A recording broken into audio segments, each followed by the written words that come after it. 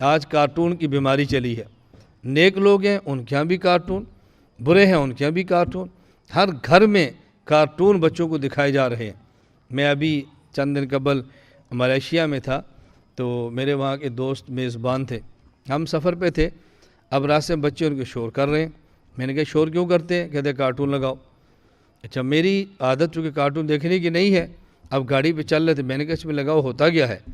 اب انہیں جو کارٹون لگائے، خدا گواہ ہے میں یہ قسم اٹھا کر بات کہہ رہا ہوں کہ میں نے کبھی فلموں میں کارٹون میں نے کبھی نہیں دیکھے. میں کبھی کارٹون دیکھوں کیا ہوتا ہے مجھے نہیں پتا. ویسے کہ بیٹھے ہیں چل گیا دیکھ لیا تو دیکھ لیا، میں نے کبھی بھی ایسا نہیں کیا. اب اس میں جو مار دھاڑ کارٹونوں کی چل رہی ہے، میں نے اسے کہا دیکھو اس کا اور نقصان کیا ہوتا ہے، اس کو چھوڑ دو. ایک نقصان اس کا پکا ہے، یہ جو مسلسل خون گر رہا ہے، یہ قتل و غارت ہو رہی ہے کارٹونوں کے ذریعے.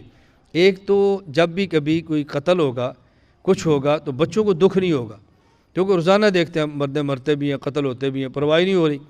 اور میں نے کہا جو اس طرح محسوس ہو رہا ہے اب ان بچوں کی لذت سی بنی ہے قتل و غارت دیکھنے کی. ہم ادھر رونا روتے ہیں. دہشت گردی قتل و غارت ختم ہونی چاہیے، ملک میں امن ہونا چاہیے، ملک میں سکون ہونا چاہیے، تباہی بربادی نہیں ہونی چاہیے. اور اپنے بچوں کو دکھا کے آ رہے ہیں قتل و غارت، خون بہانا، گولیاں، فائرنگ، اسلحہ، گن شپ ہیلی کاپٹر یہ دکھا رہے ہیں. جب ویڈیو بچہ ایسی دیکھے گا تو تھوڑا بڑا اگر اس کا دل کرے گا میں بھی کوئی بندہ ماروں، میں بھی کوئی قتل و غارت کروں، میں بھی خون گراؤں. میں نے کہا ان کارٹونوں کے ذریعے یہ سبق دیا جا رہا ہے اور ہم سمجھ نہیں رہے کتنا بڑا جرم ہے. اس لیے میں اپنی ماؤں اور بہنوں بیٹیوں سے کہتا ہوں ان کارٹونوں سے بچوں کو نکالیں اور اپنے بچوں کو حقائق پر لائیں. اپنے بچوں کو گھر میں قاریوں کی تلاوت سنائیں. ضرورت ہے جو لوگ نعت پڑھتے ہیں ان کی نعت سنائیں، علماء کے بیانات سنائیں، ذکر کی مجالس سنائیں. آپ نے دکھانا ہے تو یہ دکھائیں. اس ویڈیو سے غلط کام نہ لیں، صحیح کام لیں. سوشل میڈیا غلط استعمال نہ کریں، صحیح اس کو استعمال کریں.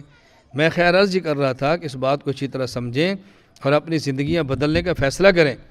ہمارے ہاں جس کو بھی دیکھو اپنے بچوں کے لیے کپڑے لیتے ہیں.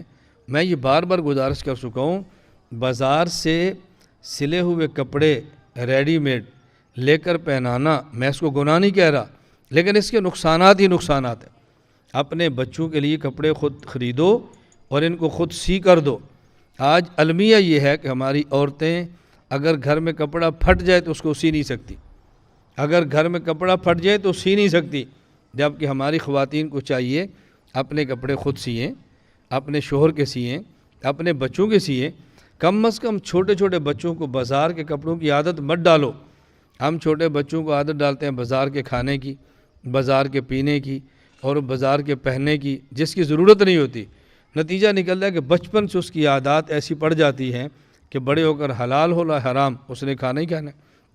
کھانے میں ایسی چیزیں اپنے بچوں کو دے رہے ہیں. میں اپنی ماں اور بہنوں بیٹیوں سے عرض کرتا ہوں یہ معمولی باتیں نہیں، اس کو آپ سمجھیں. اتنے بچے تقریباً 95% بچے ایسے ہوں گے کہ جن کے دیکھو داڑھ خراب ہے، دانت خراب ہے، داڑھ خراب ہے، دانت خراب ہے. کیوں؟ کوئی کہتا ہے یہ چپس کھاتے ہیں، کوئی کہتا ہے یہ فلاں چیز کھاتے ہیں، کوئی کہتا ہے یہ فلاں چیز کھاتے ہیں. آپ دیکھ رہے ہیں بچوں کے دانت تباہ ہو رہے ہیں، چھوڑ دیں ان کو چاکلیٹ کھانا. آپ دیکھ رہے ہیں تباہ ہو رہے ہیں، چھوڑ دیں ان کو چیزیں کھلانی. معدے ان کے تباہ ہو رہے ہیں، دانت ان کے تباہ ہو رہے ہیں، جسم ان کے برباد ہو رہے ہیں اور تباہی کے دانے پر لاتے ہیں اور خریدتے بھی ہیں، پیسے بھی دیتی ہیں، پھر بھی بیماریاں خریدتی ہیں. میں تو اپنے گھر بھی کہتا ہوں اور باقیوں سے بھی کہتا ہوں کہ اس بات کا اہتمام کریں. اپنے بچوں کو گندم کی روٹی کھلائیں، اپنے بچوں کو دودھ پلائیں، اپنے بچوں کو لسی پلائیں، اپنے بچوں کو مکھن کھلائیں، اپنے گھر کی خوراکیں دیں. اس کا بہت زیادہ اہتمام کریں. ابھی جب چند دن قبل ہم ملیشیا میں تھے تو ایک جگہ پہ میں دعوت پر گیا. اب دعوت ایسی مدرسہ، ساتھ بہترین سی جگہ، پھر چھوٹی سی نہر اور پھر آگے باغات. تو اب نہر کے کنارے پر انہوں نے کھانا بنایا. تو ہمارے ایک دوست تھے تو ان کے ساتھ 2 بچے تھے. مجھے بہت خوشی ہوئی. فوراً ان بچوں نے کپڑے تبدیل کیے اور سیدھا نہر میں، نہر چھوٹی سی جس میں پانی بہتا تھا، اب وہ کھیل رہے ہیں. میں بہت خوش ہوا.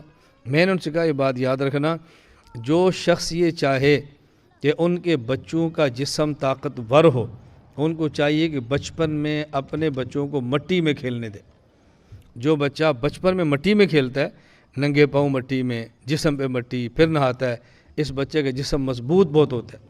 اور ہم یہ سمجھتے ہیں ہر وقت جراب، ہر وقت کپڑے، ہر وقت ڈھکا ہوا ہے، چھپایا ہوا ہے. ہم اپنے بچوں کو فارمی چوزا بنا دیتے ہیں، اتنا اس کو نازک بنا دیتے ہیں کہ چھوٹی سی بات پہ ڈرتا ہے، گھبراتا ہے، گر جائے تو چیختا ہے. اور جب بتاؤ یہ بڑا ہو کر یہ کیا دین کا کام کرے گا، کیا یہ مزدوری کرے گا، کیا یہ مشقت کرے گا، کیا یہ کام کرے گا. میں اس لیے اپنی ماؤں اور بہنوں بیٹیوں سے عرض کرتا ہوں کہ اپنی اولاد کو بچپن سے ان چیزوں کا عادی بناؤ، بچپن سے ان کو ان چیزوں کا عادی بناؤ. اس سے بچے مضبوط ہوں گے اور بچے پختہ ہوں گے.